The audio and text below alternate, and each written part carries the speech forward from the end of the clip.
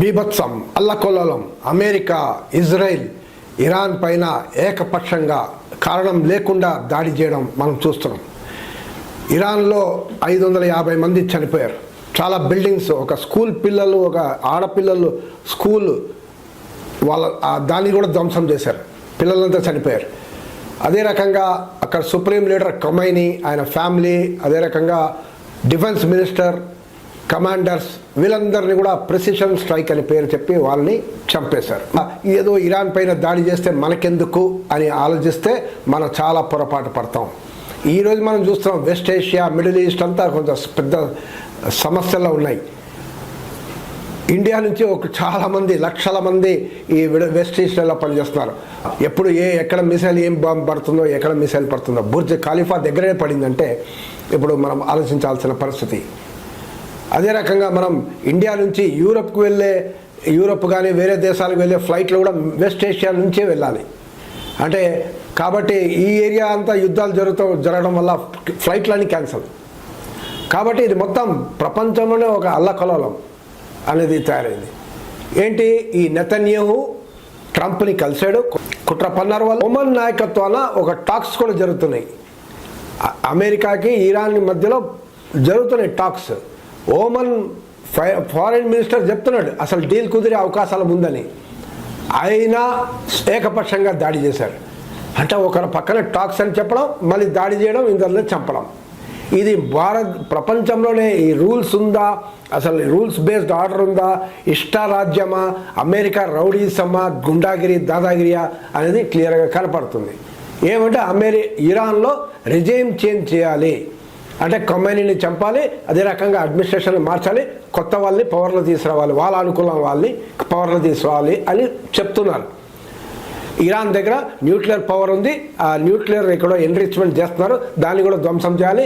అది ఎన్రిచ్మెంట్ అయితే చాలా కష్టం అని అంటున్నారు.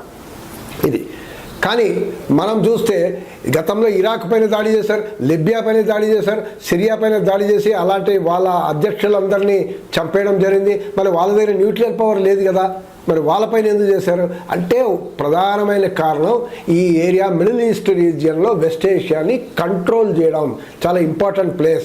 ఆయిల్ అవన్నీ ఉండడం వల్ల దీన్ని కంట్రోల్ అనేది చాలా ఇంపార్టెంట్. సో కంట్రోల్ చేయాలంటే ఎవరో అడ్డంగా ఉన్నాడు. ఎవరు? Iran is thorn in the flesh, ముళ్ళులాగా నిలబడింది. కాబట్టి ఇరాన్ని ఖతం చేస్తే ఫ్రీగా మనం దోచుకోవచ్చు అనేది అమెరికా వాళ్ళ కుట్ర. నెతన్యాహు వాళ్ళ కుట్ర కూడా ఆ రకంగా పాలెస్టైన్ సబ్జెక్టే లేకుండా చేయడం, పాలెస్టైన్ని కూడా సర్వనాశనం చేయడం అనేది వాళ్ళ ప్లాన్. ఇప్పుడు మనం చూస్తుంటే అపోజిషన్ టు వార్ ఉంది. ఇజ్రాయిల్లో కూడా యుద్ధానికి వ్యతిరేకంగా నిరసనలు జరుగుతున్నాయి, అమెరికాలో పెద్ద ఎత్తున జరుగుతున్నాయి. మరి ఇంత మాట్లాడుతున్నారు, నార్త్ కొరియా మీద అమెరికా ఎందుకు దాడి చేయట్లేదు? దాడి చేస్తే నార్త్ కొరియా ఖబర్దార్, అమెరికానే నాశనం చేస్తా అని చెప్తున్నాడు. అంటే కాబట్టి అలాంటి దేశాలపైన అటాక్ చేయట్లేదు అమెరికా. ఇజ్రాయిల్ దగ్గర అణుబాంబులు ఉన్నాయి, అణు ఆయుధాలు, అవి చెప్పట్లేదు, సీక్రెట్గా సమకూర్చింది.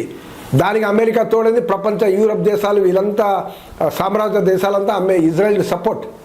మరి ఇప్పుడు IAEA, international atomic energy association ఒక వార్నింగ్ ఇచ్చింది. ఇజ్రాయిల్లో ఉన్న అణు ఆయుధాల కర్మాగారాల పైన పడితే, రేడియేషన్ వస్తే అది ప్రపంచానికే నష్టం అనేది ఓ వార్నింగ్ అనేది ఇవ్వడం జరిగింది. ఇప్పుడు ఇరాన్ కూడా ఏం చేస్తుంది, అమెరికా బేసెస్ ఎక్కడెక్కడ ఉన్నాయో అక్కడ మిసైల్ కొడుతున్నాయి. న్యాచురల్గా కొట్టాలి కూడా. ఇప్పుడు నేను కువైట్ నుంచి నేను బేస్ని ఉపయోగించుకొని నేను ఇరాన్ పైన దాడి చేస్తే అమెరికా, మరి వీడు డెఫినెట్గా కువైట్లో ఉన్న అమెరికా బేస్ మీద దాడి చేస్తాడు, సౌదీ అరేబియా ఖతర్ మీద దాడి చేస్తాడు, UAE అమెరికా బేస్ మీద దాడి చేస్తాడు. దాడి చేసినప్పుడు ఇటు అటు కూడా జరుగుతుంది, బుర్జ్ ఖలీఫా మీద కూడా పడుతుంది. కానీ ఆ దేశాలంతా జాగ్రత్త పడాలి, అసలు యుద్ధాన్ని ఆపండి అని చెప్పాలి. వాళ్ళు చెప్పట్లేదు, వాళ్ళు అమెరికా తొత్తు చెంచాగిరియా చేస్తున్నారు. ఇది సో రూల్స్ లేదు. ఇది మనం చూస్తున్నాం, వెనిజులా ప్రధాన అధ్యక్షుడు మదురోని కిడ్నాప్ చేసి ఏకంగా తీసుకొచ్చాడు. అంటే ఏమైనా రూల్స్ ఉందా? వేరే దేశం ఒక అధ్యక్షుడిని కిడ్నాప్ చేసి తీసుకురావడం, ఇక్కడ వేరే దేశం ఒక నాయకుడిని డైరెక్ట్గా చంపేయడం, వరల్డ్ పైన ప్రెషర్ పడుతుంది. ఇప్పుడు ఆయిల్ ఇప్పుడు వేళ్ళ పైన ప్రెషర్ పడుతుంది వేరే దేశాల పైన. అయ్యో నా ఆయిల్ కొనాలి, నా దేశం నుంచి ఆయిల్ కొనాలి, నా డాలర్లోనే కొనాలి, నా వ్యవసాయ ఉత్పత్తులు కొనాలి, లేకపోతే నీ మీద కూడా బాంబు వేస్తా అని బెదిరించే అవకాశాలు ఉన్నాయి రేపు. ట్రంప్ ఎందుకంటే మద్రోని చేశాడు, వెనిజులా చేశాడు, సిరియా చేశాడు, ఇరాక్ చేశాడు, ఆఫ్ఘనిస్తాన్ చేశాడు, ఇప్పుడు ఇరాన్ చేశాడు. ఇప్పుడు ఇలా మిగతా దేశాల పైన కూడా చేయొచ్చు అని మనం చూడాలి. ఇప్పుడు స్ట్రెయిట్ ఆఫ్ హోర్ముజ్ అనేది ఉంది ఇరాన్ దగ్గర. ఆ స్ట్రెయిట్ నుంచే మొత్తం ప్రపంచం ఈ ఈస్ట్ నుంచి వెస్ట్ ఒక వ్యాపారాలన్నీ నడుస్తుంటాయి. ఆయిల్ వ్యాపారాలు, మిగతా వ్యాపారాలు, ట్రేడ్, షిప్పింగ్ అంతా జరుగుతుంది. ఆ స్ట్రెయిట్ ఆఫ్ హోర్ముజ్ని నేను క్లోజ్ చేస్తానంటున్నాడు ఇరాన్, బెదిరిస్తున్నాడు. క్లోజ్ చేస్తే అంతర్జాతీయంగా మనకు ఆయిల్ అనేది బంద్ అయిపోతుంది. మన సౌదీ నుంచి కానీ ఇంకా ఏ కంట్రీస్ నుంచి కానీ వచ్చే ఆయిల్ అంతా బంద్ అయిపోతుంది. అన్ని ట్రేడ్ వ్యాపారాలన్నీ బంద్ అయిపోతుంది. అప్పుడు చూడండి ధరలు ఎట్లా పెరుగుతాయి మన ఇండియాలో. ఇండియాకి చాలా డేంజర్. ఇప్పుడు ఇండియన్స్ అన్ని వెస్ట్ ఏషియాలో, మిడిల్ ఏషియాలో ఉన్నారు. వాళ్ళ లైఫ్కి ఇప్పుడు డేంజర్ ఉంది, పెను ప్రమాదం ఉంది. అదే రకంగా ఈ డీల్, నువ్వు నాతో నా వ్యవసాయ ఉత్పత్తులు తీసుకుపోతే ట్రంప్ ఏం చెప్తాడు, ఇప్పుడు టారిఫ్లే కాకుండా నేను బాంబులు కూడా వేస్తానంటాడు. బాంబులు వేస్తానంటే అమెరికా నుంచి బాంబు వేయాల్సిన అవసరం లేదు. ఇక్కడ ఇండియన్ ఓషన్లోనే డియోగో గార్సియాలో ఒక చిన్న ఐలాండ్ ఉంది. అది అమెరికా బేస్ అక్కడ ఉంది.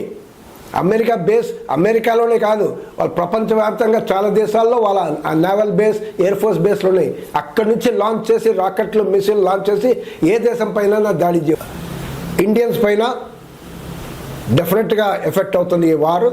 ఎకనామికల్గా మనకు ప్రాబ్లం అయ్యే అవకాశాలు ఉన్నాయి. అదే రకంగా రిస్క్ కూడా ఉంది. నేను బాంబు వేస్తానని ట్రంప్ పిచ్చోడు, నేను నీ మీద కూడా బాంబు వేస్తాను నువ్వు నా మాట వినకపోతే, నా వ్యవసాయ, నా సోయాబీన్, నా మేజ్, నా డైరీ ప్రోడక్ట్స్ కొనకపోతే నీ మీద కూడా బాంబు వేస్తాను బెదిరిస్తే ఏమవుతుంది అంటే ఇది ఏమైనా చేయవచ్చు ఆయన ట్రంప్.